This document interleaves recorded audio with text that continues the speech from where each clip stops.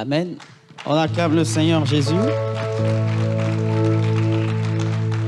Merci au groupe de louanges. Je voudrais qu'on acclame très très fort pour le groupe de louanges, s'il vous plaît. Et vous allez vous préparer, vous reviendrez chanter ce cantique déborde encore là. J'aime bien.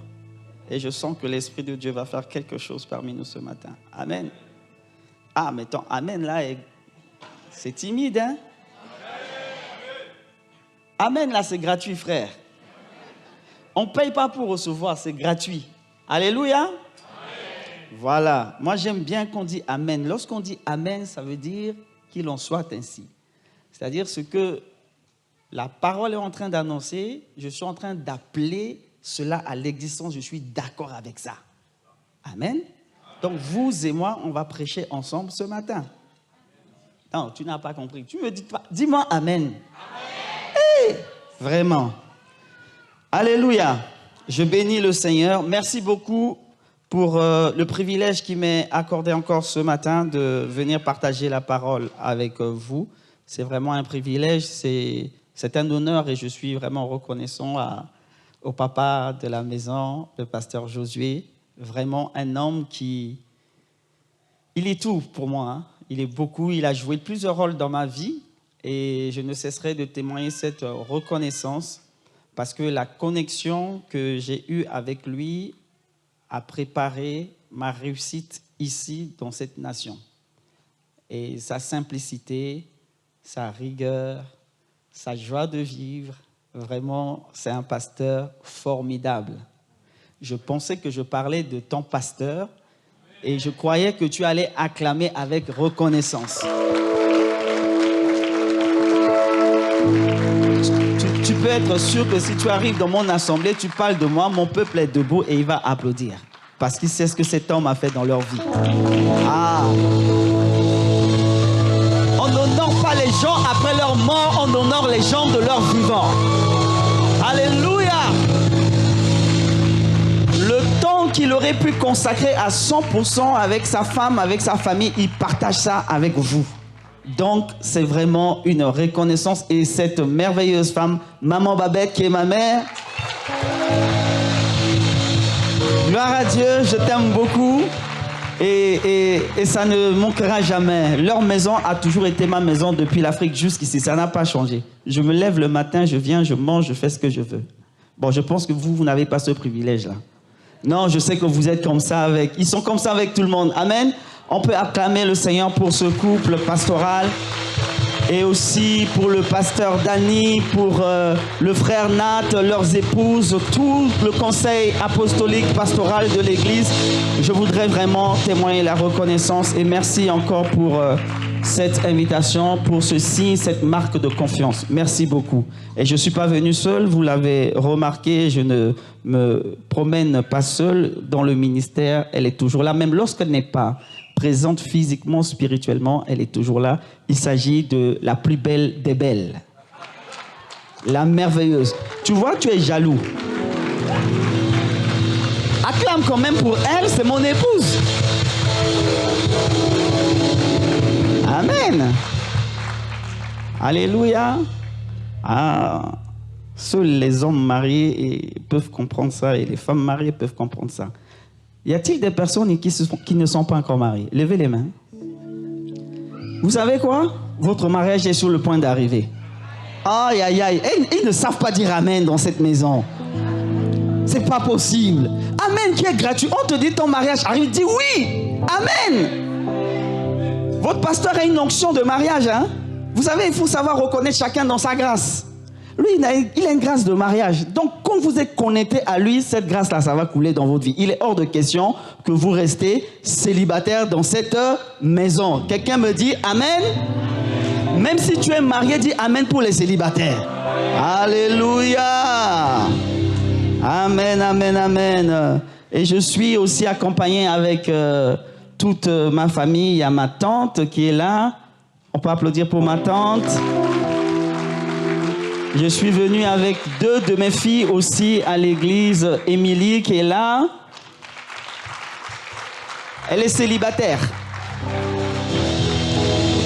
Donc je l'ai ramenée ici pour prendre aussi l'onction du mariage. Mais pour elle là, c'est à moi que vous devez déposer la candidature. Amen. Et puis Francia, qui est responsable des femmes sages dans l'église, c'est mon intercesseur.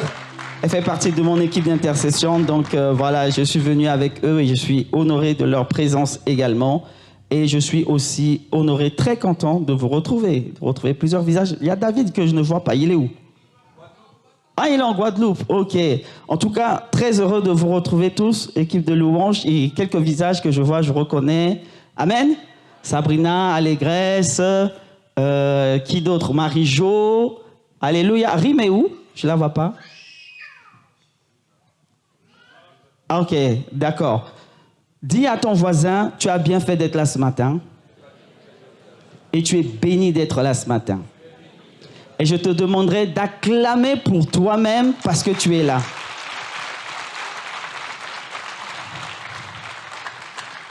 Alléluia. Et ce matin, je crois que ça va être un culte particulier. Chaque culte est particulier.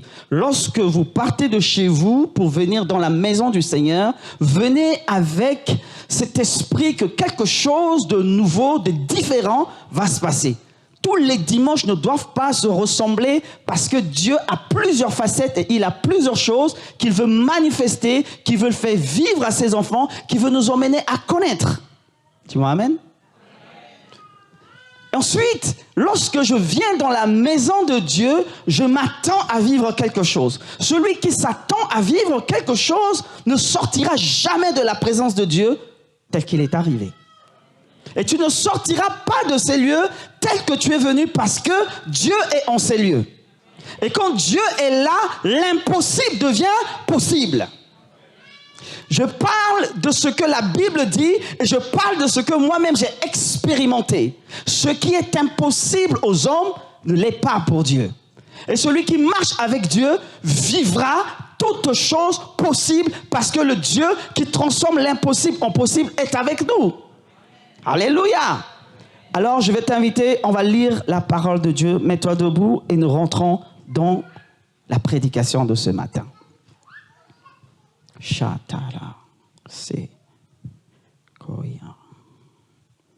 Nous lisons la parole de Dieu dans Matthieu, le chapitre 3, à partir du verset 16. Matthieu chapitre 3, à partir du verset 16. Dès qu'il fut baptisé, Jésus sortit de l'eau. Alors le ciel s'ouvrit, et il vit l'Esprit de Dieu descendre comme une colombe et venir sur lui. Au même instant, une voix fit entendre du ciel ces paroles. Celui-ci est mon fils bien-aimé, qui a toute mon approbation. Et nous irons dans Matthieu le chapitre 6, à partir du verset 10. C'est la prière que Jésus apprenez à ses disciples. Que ton règne vienne, que ta volonté soit faite sur la terre comme au ciel. Nous disons Amen à la parole de Dieu. Père de grâce, ce matin, je te bénis, je te rends grâce parce que tu es là. Et parce que tu es là, l'impossible devient possible. Parce que tu es là, aucune personne ne sortira de ces lieux. Si elle est venue avec sa maladie, elle rentrera guérie. Toute personne qui est troublée, influencée par des démons, repart en ces lieux complètement délivrée. Parce que tu m'as oint ce matin pour pouvoir libérer ta parole. Et je viens, Seigneur Dieu, être ce canal. C'est pourquoi, en ton nom, je veux proclamer ta gloire sur toute vie, dans ces lieux, dans cette salle, sur chaque personne, sur chaque problème, sur chaque obstacle. Et je prie au nom de Jésus que tu mets dans mon cœur ta parole et que tu touches ma bouche afin que je libère tes oracles.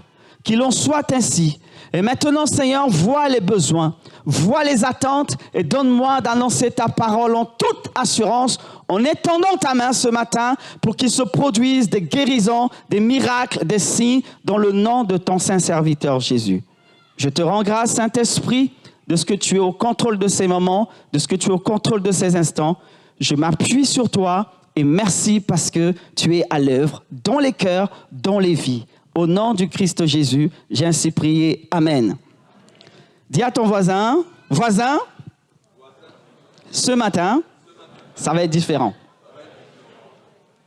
Demande-lui, est-ce que tu crois en cela?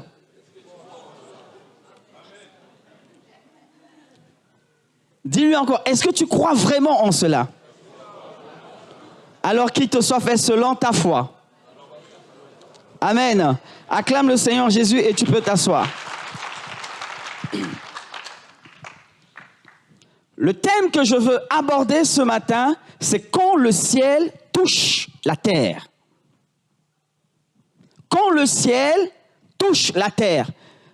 Ce qui est dommage et regrettable pour beaucoup d'enfants de Dieu, c'est que nous marchons et nous minimisons quelquefois les réalités spirituelles. Or, le monde dans lequel nous vivons, il y a également un monde que nous ne voyons pas de nos propres yeux. Mais c'est un monde qui est automatiquement connecté avec notre esprit. C'est un monde invisible à l'œil nu, mais visible par la foi. Parce que la foi, c'est le sens que nous avons en tant qu'esprit qui habite dans un corps. Sur la terre, je marche avec ce que mes yeux disent, mes yeux voient, avec ce que mes oreilles peuvent entendre. Sur la terre, avec ma bouche, sur la terre, avec mes mains, je peux toucher, je peux sentir.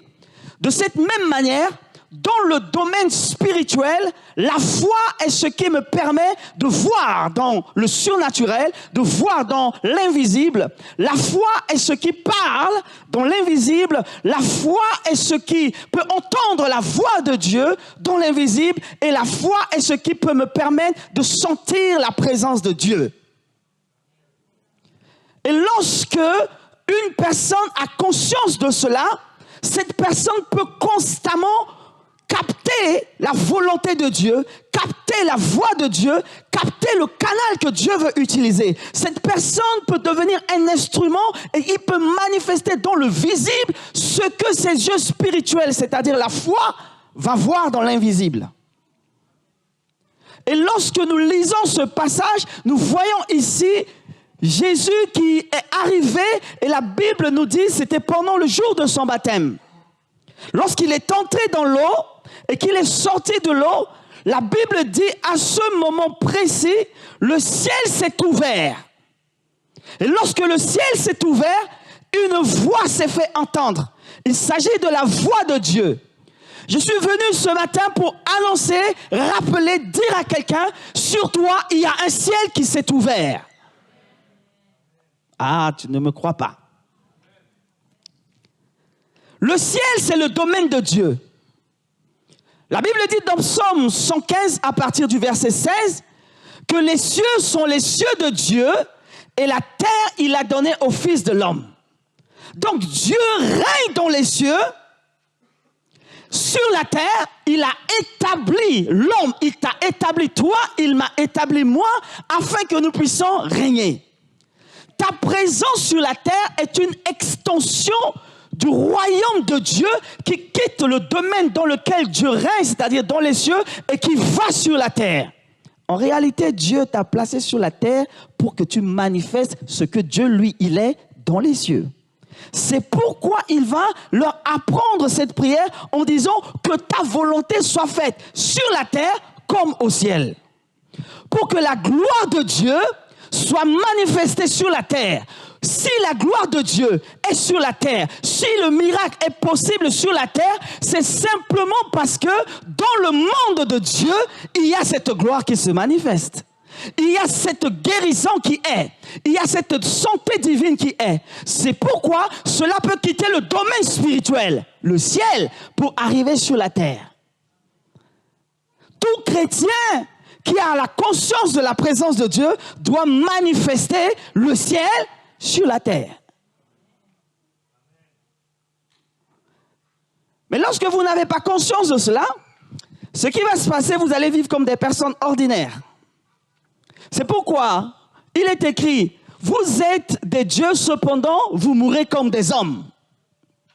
Ça veut dire que vous avez la capacité de Dieu en vous, mais vous subissez le monde naturel.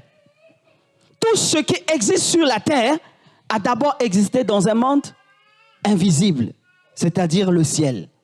Si Dieu règne au ciel et que Dieu m'a ramené sur la terre, en fait, la même dimension du règne de Dieu dans le ciel, c'est cette même dimension-là qui s'étend pour venir sur la terre. C'est pourquoi Jésus ne pouvait commencer le ministère si le ciel ne s'était pas encore ouvert sur sa vie.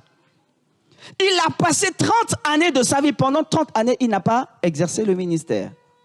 Pourquoi? Parce que durant ces 30 années, le ciel n'était pas encore ouvert. Le ciel était encore fermé. Il était Dieu sur terre, mais le ciel était encore fermé. Quand je parle du ciel, je ne parle pas du ciel que nous voyons. Parce que la Bible nous parle de 3 niveaux de ciel. Il y a le ciel que nous voyons, il y a un autre ciel, et il y a le 3e ciel qui est le domaine dans lequel Dieu règne. Alléluia.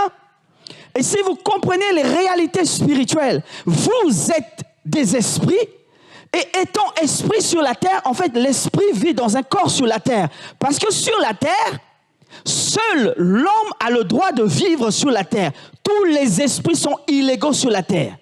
C'est pourquoi il fallait donner un corps à Adam afin que Adam vienne sur la terre. Le corps, et à l'intérieur de ce corps, on a soufflé l'esprit. Satan regardait, mais Satan ne pouvait agir sur la terre parce qu'il est un esprit. Et tout esprit est illégaux sur la terre.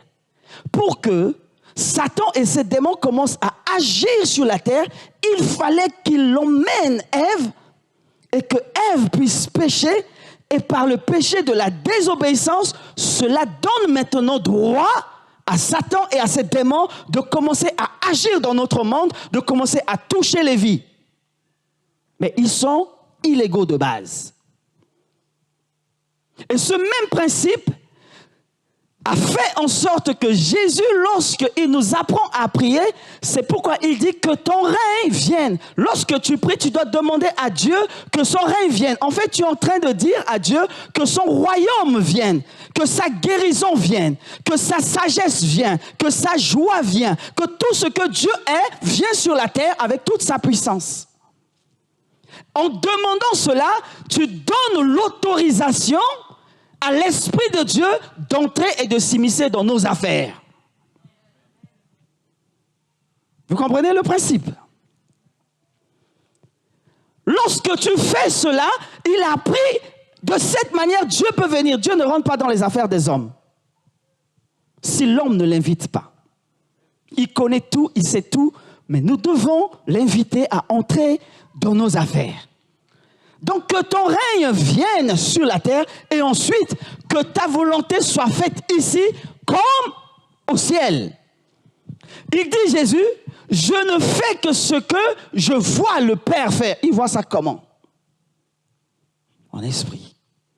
Il voit le modèle dans les cieux, il reproduit sur la terre. Je ne dis que ce que j'entends le Père dire. Et tant que les cieux ne s'étaient pas ouverts sur Jésus, Jésus n'allait pas commencer son ministère. Il est resté pendant 30 années. Beaucoup de personnes s'engagent et font les choses alors que le ciel était encore fermé sur eux. La fermeture du ciel sur quelqu'un veut dire que tu n'as pas le mandat spirituel. Tu ne vas pas sur un terrain si Dieu ne te donne pas le mandat. Je pose des actes, je fais des choses lorsque je sais que j'ai le mandat de Dieu. Quand j'ai le mandat de Dieu, je sais que rien ne peut m'arrêter. Et parce que rien ne peut m'arrêter, mais qui pourra me résister? Je marche en toute assurance, en toute confiance, parce que je sais que sur ma vie, le ciel est ouvert. Je sais que sur ma vie, j'ai le mandat de Dieu. Et avec le mandat de Dieu, je peux opérer selon la volonté de Dieu. Et la main de Dieu va s'accompagner de tout ce que je suis en train de faire. Je suis venu dire à quelqu'un ce matin que j'ai reçu le mandat pour venir parler sur ta vie. J'ai reçu le mandat pour venir dire que le ciel sur ta vie puisse s'ouvrir. J'ai reçu le mandat pour dire que ta famille va être libérée. J'ai reçu le mandat pour dire que tes enfants vont réussir. J'ai reçu le mandat pour dire que tu n'échoueras pas au nom de Jésus-Christ. Alléluia. Tu as trop longtemps été malmené par des esprits, malmené par des échecs, malmené par des circonstances de la vie, malmené par la mort, malmené par des tourments, malmené par les démons dans tous les domaines. Mais ce matin, je viens avec le mandat de Dieu et j'annonce la fin de ce cycle dans ta vie au nom de Jésus. Si tu dis amen, bien tu reçois. Donne-moi un amen fort.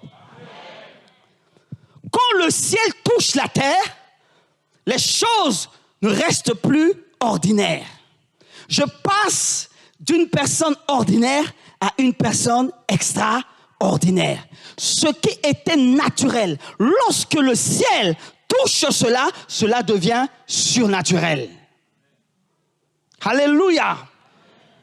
Ce matin, Dieu me dit de venir te dire, il est temps pour toi de passer à une autre dimension. C'est pourquoi le cantique qui a été chanté tout à l'heure m'a parlé. Une autre dimension est de ta présence. Vous devez passer à une autre dimension. Quitter la sphère des choses ordinaires, quitter la sphère des choses naturelles, quitter la sphère des personnes défaitistes et entrer dans la sphère des personnes victorieuses, entrer dans la sphère des personnes glorieuses, entrer dans la sphère des personnes qui vont marcher avec la foi, qui vont démontrer la foi, car rien n'est impossible à ton Dieu. Et le Dieu qui opère l'impossible, il vit à l'intérieur de toi. Alléluia. Ce n'est pas par ma force, ce n'est pas par ma puissance, mais c'est par l'Esprit de Dieu qui opère en moi et par la puissance qui agit en moi. Alléluia. Dernièrement, dans mon assemblée, il y a une sœur qui était venue me voir pour me dire qu'on lui a diagnostiqué une maladie rare. Et que cette maladie, lorsque tu l'as, tu ne peux pas vivre plus de 10 ans. Donc, elle avait une dizaine d'années à vivre. Et que c'était mortel. Lorsqu'elle m'a annoncé cela, je lui ai dit simplement, je crois en une chose. Si cette maladie est légale, je bénis Dieu pour ce que les médecins y font. Alléluia, c'est très bien. Mais les diagnostics qu'ils nous donnent ne doivent pas nous limiter dans la pensée de Dieu. Ils sont là pour diagnostiquer et moi je suis là pour opérer. Diagnostiquer, donnez-moi, et moi je vais décréter la volonté de Dieu. Parce qu'en vrai, il diagnostique, c'est une réalité. Mais la réalité n'est pas la vérité. La réalité, elle change. Aujourd'hui, tu es peut-être célibataire, c'est une réalité. Demain, tu vas te marier, ça sera encore une autre réalité. Hier, peut-être que tu ne travaillais pas, c'était une réalité. Aujourd'hui, tu travailles, c'est une autre réalité. Aujourd'hui, peut-être tu es étudiant, c'est une réalité. Demain, tu seras quelqu'un qui va travailler chef d'entreprise, ça sera également une autre réalité. Donc, la réalité va changer. Mais une chose qui ne change pas, c'est la vérité. Et la vérité, elle s'appelle Christ Jésus. Et Christ Jésus dit, moi je t'appelle afin que tu puisses réussir. J'aime beaucoup la parole de Josué 1, que je suis appelé à réussir. J'aurai du succès dans toutes mes entreprises. Que pour les autres, 1000 tombent à mon côté, 10 000 à ma droite. Moi je sais que je resterai debout et je verrai la rétribution des méchants. Tout simplement parce que sur ma vie, il y a un ciel qui est ouvert. Tout simplement parce que sur ma vie, il y a vérité. Jésus qui habite en moi. Et je lui ai dit, je crois en une chose. Ta maladie là, ce qui a été diagnostiqué, n'existe pas dans le ciel. Et puisque ça n'existe pas dans le ciel, ça n'a pas sa place dans ton corps. Dans le surnaturel, nous allons déclarer, transformer cela. Parce que sur l'aspect naturel, oui, il y a la présence de la maladie. Mais sur l'aspect spirituel, il n'y en a pas. Vous savez, en tant qu'esprit, un esprit est parfait. Un esprit est pur. Un esprit est juste. L'esprit ne connaît pas la peur. L'esprit ne pêche pas parce que l'esprit est un avec Dieu. c'est mon corps, c'est mon âme, mes émotions qui peuvent subir des choses. Et donc, si le corps a diagnostiqué ces problèmes, alors appelons la réalité qui se trouve dans le monde de Dieu, c'est-à-dire dans les cieux. Et nous avons prié, simplement. Elle est partie, et la semaine suivante, elle est revenue me dire, « Pasteur, ça a disparu. Il n'y a plus rien du tout. » Le médecin qui a diagnostiqué a dit, mais c'est un miracle. Oui, c'est un miracle. Pour eux, c'est un miracle, mais pour nous, ça doit être naturel.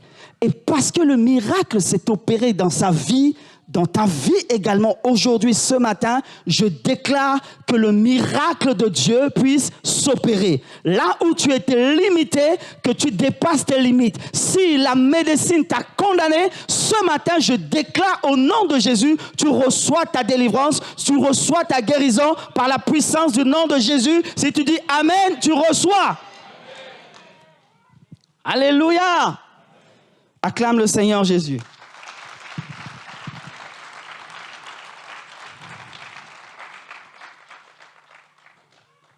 L'histoire d'Abraham nous montre un petit peu lorsque le ciel, un homme qui peut opérer sans le ciel ouvert sur sa vie. La Bible dit que Abraham s'est levé et Abraham a reçu la vision de Dieu. Abraham a commencé à avancer, à marcher. Lorsqu'il a marché et que Dieu lui a fait la promesse que tu deviendras le père de plusieurs, tu auras un fils. C'était la promesse de Dieu sur sa vie. Dieu t'a promis des choses. Dieu t'a dit des choses. Tu as reçu des promesses. Tu as écouté la parole de Dieu qui te dit que tu vas réussir, qui te dit que tu vas y arriver. Tu as reçu toutes les prophéties peut-être. Tu as reçu des prières de foi. On te dit qu'il faut croire. Abraham a cru. Cependant, la Bible nous dit que sur le chemin, il y a eu Agar qui est arrivée. Agar n'était pas prévue dans le plan de Dieu pour Abraham. Mais Abraham a voulu opérer dans le naturel. Parce que Abraham a vu sa femme comme étant stérile. Donc, dans le naturel, il a voulu faire un enfant avec une autre. En opérant dans ce domaine naturel, oui, le fils est arrivé. Sauf que dès l'instant où Agar est entrée dans la vie d'Abraham, la Bible nous dit que Dieu n'a plus jamais parlé à Abraham. C'était silence total. La promesse qui était dans la vie d'Abraham, c'est comme si la promesse s'est arrêtée. Et il s'est écoulé près de 25 ans avant même que son propre fils ne puisse arriver. Vous savez, lorsque vous opérez dans le naturel, vous ne pouvez pas dominer le surnaturel. Dis à ton voisin, avec le naturel, on ne peut dominer le surnaturel.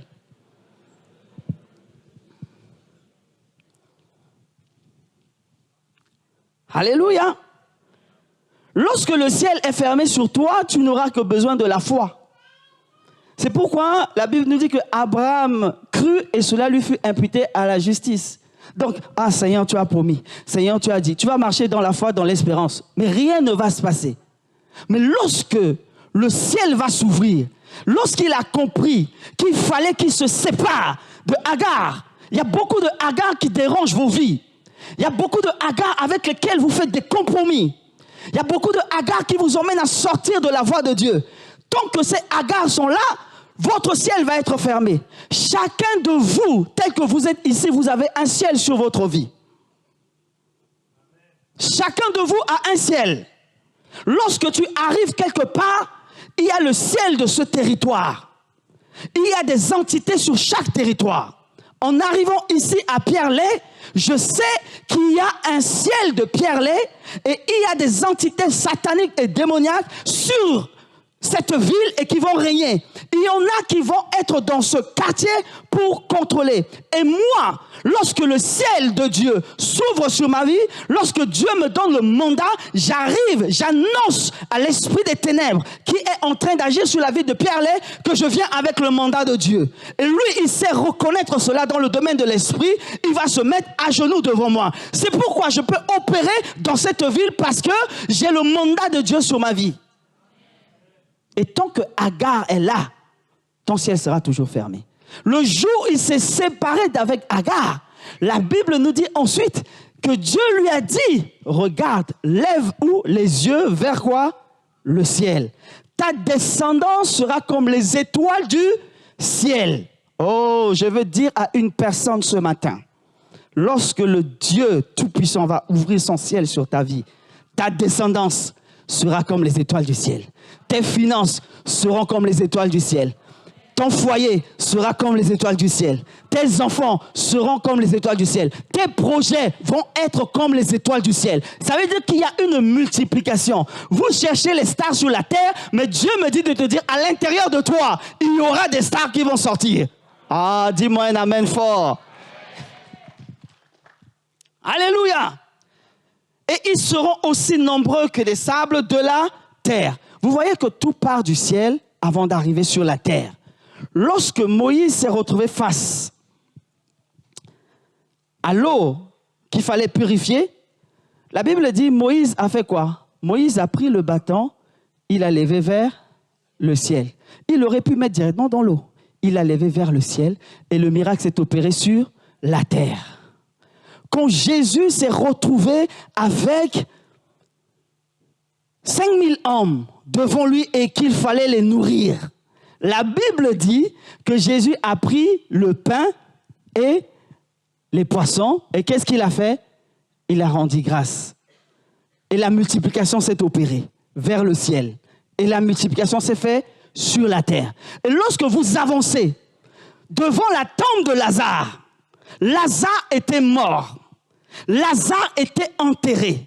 Lazare pourrissait déjà, ça fait 40 jours. Les biblistes disent ceci. Lorsqu'une personne, tu es descendant de la famille de quelqu'un qui était en Égypte, la Bible dit que lorsque ils meurent, pour les enterrer, puisqu'ils ont passé 40 ans, donc on fait 40 marches. T'attends pour te poser là-bas.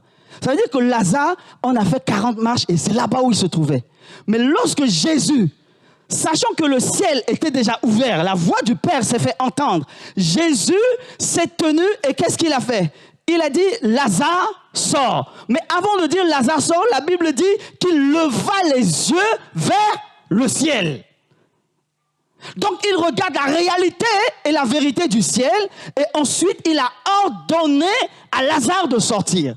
Mais quand Lazare est sorti, la Bible nous dit que Lazare ressuscité était toujours bandé. Ça veut dire qu'il était toujours attaché, il ne pouvait avancer. C'est à ce moment-là qu'il va dire à ses disciples, allez et déliez-le. Qu'est-ce qui se produit? Lorsque tu marches avec une personne qui a le ciel ouvert sur lui, tu n'as même pas besoin de faire des efforts. Ah, quelqu'un n'a pas compris ce que je suis en train de dire. Regardez, votre pasteur, il a un ciel du mariage qui est ouvert sur sa vie. Parce que le ciel du mariage qui est ouvert sur sa vie, il a l'onction, il a la grâce de ça. Donc, une personne qui vient juste se connecter à lui va bénéficier de cela. Tu n'as pas besoin de faire des efforts. C'est pourquoi les disciples, ils n'avaient pas besoin d'ordonner que Lazare revienne à la vie. Ils étaient juste à côté de quelqu'un qui avait la grâce, qui a le ciel ouvert sur sa vie et qui peut opérer. Qu'est-ce qu'ils ont à faire? Ils ont juste à délier. Délier, c'est beaucoup plus simple. Et je veux t'annoncer aujourd'hui, lorsque le ciel de l'Éternel va s'ouvrir sur ta vie, ceux qui t'ont vu ne te reconnaîtront pas. Jésus et Jean-Baptiste, ce sont des cousins. Mais la Bible dit, lorsque Jésus venait vers Jean-Baptiste, Jean l'a vu, Jean aurait pu sauter et dire, ah, mon cousin, mon frère, puisqu'ils ont grandi ensemble. Mais il l'a vu, il a dit, voici l'agneau de Dieu qui ôte le péché. Parce qu'il a vu sur sa vie un ciel ouvert. Quand Dieu ouvre le ciel sur ta vie, ceux qui te voyaient ne te reconnaîtront pas. Ceux qui te voyaient comme la personne qui ne pouvait rien faire, ton identité va changer. Dieu ouvre le ciel d'une personne afin de lui donner une nouvelle identité. Or, pour toi, tu n'es pas comme les autres personnes. La Bible nous dit dans 2 Pierre, le chapitre 1, à partir du verset 9, « Mais vous êtes une race élue, un peuple choisi, une nation sainte, un sacerdoce royal. Voici qui tu es. Quand Dieu arrive dans ta vie, quand son ciel est ouvert sur ta vie, ton identité change. Quand Dieu a regardé Jésus, le ciel s'est ouvert, la voix de l'Éternel s'est fait entendre. Celui-ci, celle-ci, sur toi Dieu parlera. Ah, dis à ton voisin, pour moi, Dieu parlera. Sur ma vie, Dieu dira son dernier mot. Alléluia. Même s'il y avait plusieurs baptisés ce jour, mais ce jour-là, il n'a choisi que Jésus. C'est sur Jésus seul que le ciel s'est ouvert. Et sur toi ce matin, le ciel va s'ouvrir. Vous voyez ce qui se passe lorsque Dieu t'établit sur la terre. Jésus, il a dit ceci aux disciples. Pour terminer, Lazare est ressuscité. Maintenant, à vous de le délier. Vous remarquerez qu'il est écrit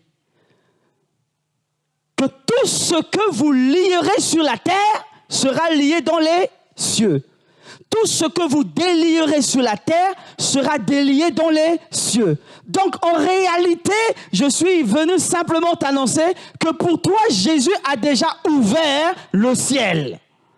Le ciel a été ouvert quand Jésus est ressuscité d'entre les morts. Cependant, il t'appartient à toi sur la terre afin de délier ici-bas pour que ce soit délié là-bas, afin de lier ici-bas pour que ce soit lié là-bas. Ça veut dire que toi, dans ta vie, il a déposé maintenant le pouvoir et la puissance de changer les choses, d'exercer sur la terre comme au ciel.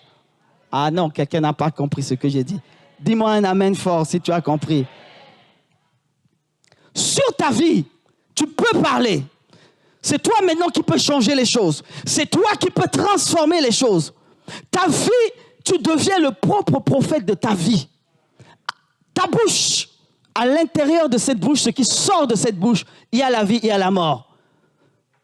Et tu es établi comme un roi sur la terre. C'est pour ça qu'il dit que nous sommes un sacerdoce royal. Ça veut dire que tu es un roi, une reine, donc tu domines dans quelque chose sur la terre. Et toute parole qui sort de la bouche d'un roi, d'une reine, est un décret. Quand le roi parle, ça veut dire que son royaume va exécuter. Quand le roi dit quelque chose, son royaume va exécuter. Et ta bouche à toi, étant roi, reine, établi par Dieu, lorsque tu parles, ce que tu dis va arriver. C'est pourquoi tu dois confesser la réussite. Tu dois proclamer la réussite. Tu dois proclamer le succès. Tu ne regardes pas à ta situation, mais tu regardes à ce que Dieu dit de ta situation. Ce que Dieu dit de ta situation, c'est ce qui va arriver et c'est ce que tu dois confesser.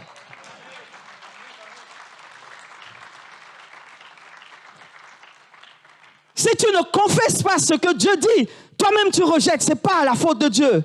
Quand Christ est ressuscité, la Bible dit qu'en montant, il est en train de bénir les disciples. Mais avant de les bénir, il dit, restez quelque part pour recevoir ce que le Père a promis. Ça veut dire que les disciples, le ciel n'était pas encore ouvert dans leur vie. Et n'allaient pas exercer tant que le ciel n'était pas ouvert. Ils sont restés là pour attendre à recevoir. Et la Bible nous dit que lorsque Jésus est mort, il a frayé un chemin entre le ciel et la terre. Le chemin étant frayé, Jésus pouvait monter. Et en montant, c'est alors qu'il était en train de les bénir. La Bible dit qu'il les bénissait en allant au ciel.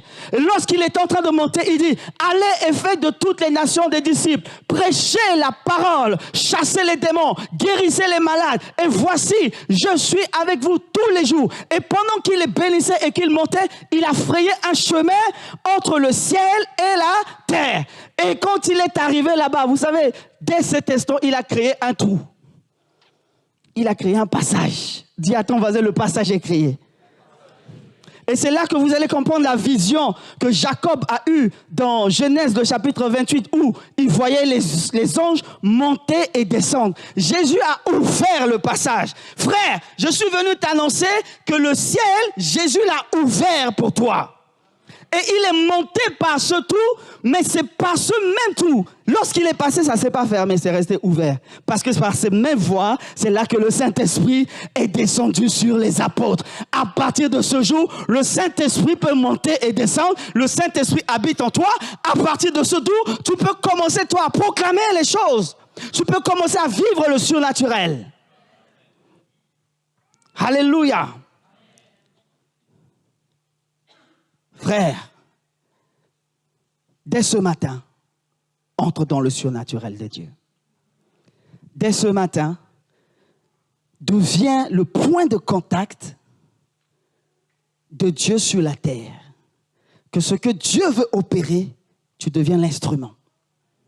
Ne regarde pas à ton âge, ne regarde pas ta position, ne regarde pas ta situation, mais regarde simplement à qui il est en toi. Et je suis venu dire qu'il a ouvert le ciel pour toi. Et parce que le ciel est ouvert, ce matin, je crois que l'impossible n'existe plus. Alléluia. Que ce qui était mort ce matin, parce que le ciel, il l'a ouvert. En criant, tout est accompli. La Bible dit que le voile du temple s'est déchiré.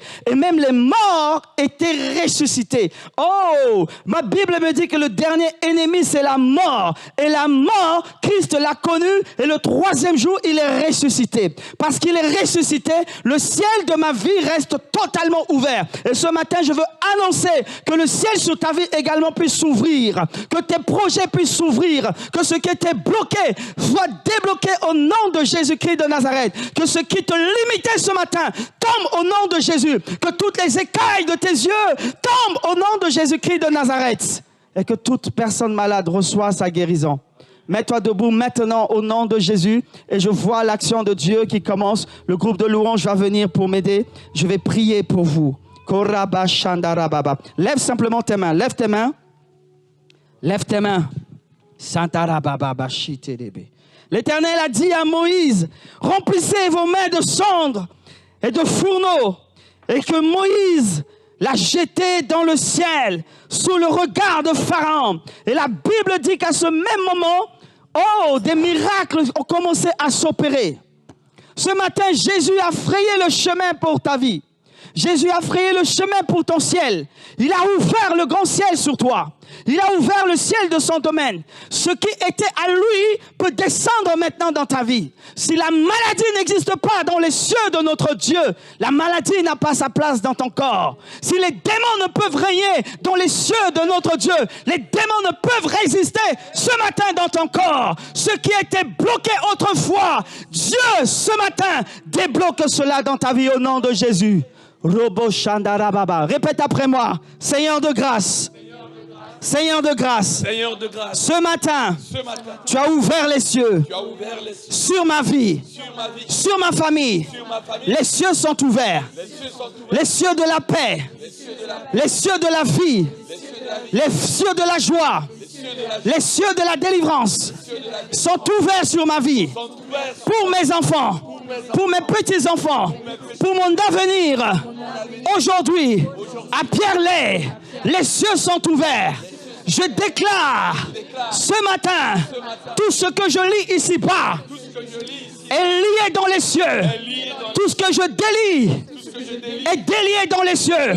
Je veux délier ma vie, délier mes projets, délier ma famille. Je veux délier mes enfants, délier mon mariage, délier mon foyer. Au nom de Jésus, au nom de Jésus, au nom de Jésus, je parle au ciel de ma vie. Le ciel de ma vie. Aujourd'hui, soumets-toi à Dieu. Je viens avec le mandat de Dieu. Le mandat de Dieu sur ma vie. J'annonce la fin des ténèbres, la fin de la maladie, la fin de l'échec, la fin du surplace. Au nom de Jésus. Au nom de Jésus. Prie. Prie.